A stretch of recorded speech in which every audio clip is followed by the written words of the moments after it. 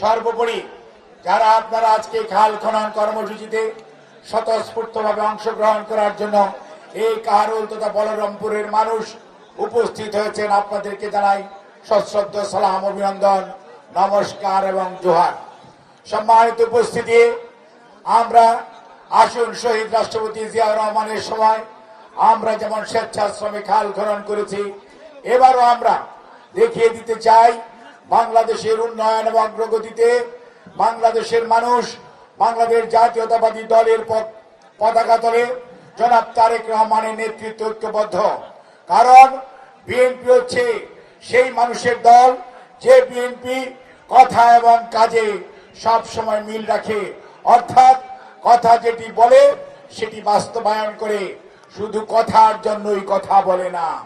কাজেই আমরা সেই উত্তরাধিকার শহীদ রাষ্ট্রপতি জিয়াউর রহমান, দেশনেত্রী বেগম খালেদা জিয়ার উত্তরাধিকার জনাব তারেক রহমান, আমরা সবাই জনাব তারেক রহমানের নেতৃত্বে এই বাংলাদেশে যেভাবে 28 দিনের মাথায় নির্বাচন অঙ্গীকার বাস্তবায়ন শুরু হয়েছে, ইনশাআল্লাহ জনাব তারেক রহমানের যে স্লোগান টেক ব্যাক বাংলাদেশ, অর্থাৎ বাংলাদেশকে তার নিজস্ব অরিজিনাল স্বকীয় গতিতে ফিরিয়ে নেওয়া এবং বাংলাদেশে একটি সুশাসনের বাংলাদেশ, সমৃদ্ধ বাংলাদেশ এবং জনগণের গণতন্ত্রের মাধ্যমে নির্বাচিত সরকারের মাধ্যমে পরিচালিত বাংলাদেশ, যেই বাংলাদেশ হবে জনাব আধুনিক রাষ্ট্রের উপকার শহীদ জিয়াউর রহমানের যে স্বপ্ন, অর্থাৎ দেশনেত্রী বেগম খালেদা জিয়ার স্বপ্ন, কোন মানুষ যেমন নিরক্ষর থাকবে না, কোন মানুষ যাতে ক্ষুধায় কষ্ট পাবে না,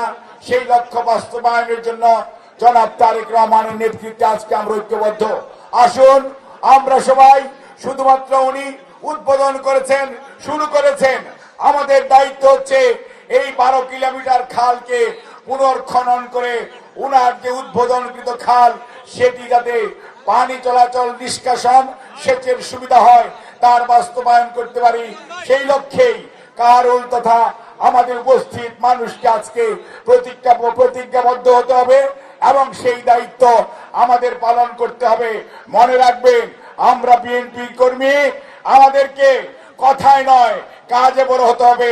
আপনাদের সবাইকে ধন্যবাদ। আল্লাহ হাফেজ। বাংলাদেশ জিন্দাবাদ, বাংলাদেশ জাতীয়তাবাদী দল জিন্দাবাদ। শহীদ জামর হোক। দেশনেত্রী বেগম খালেদা জিয়াকে আল্লাহ রাব্বুল আলামিন বেহেশত নসিব করুক। জনাব তারেক রহমান সহ আমাদের সবাইকে আল্লাহ রাব্বুল আলামিন দীর্ঘজীবী করুন।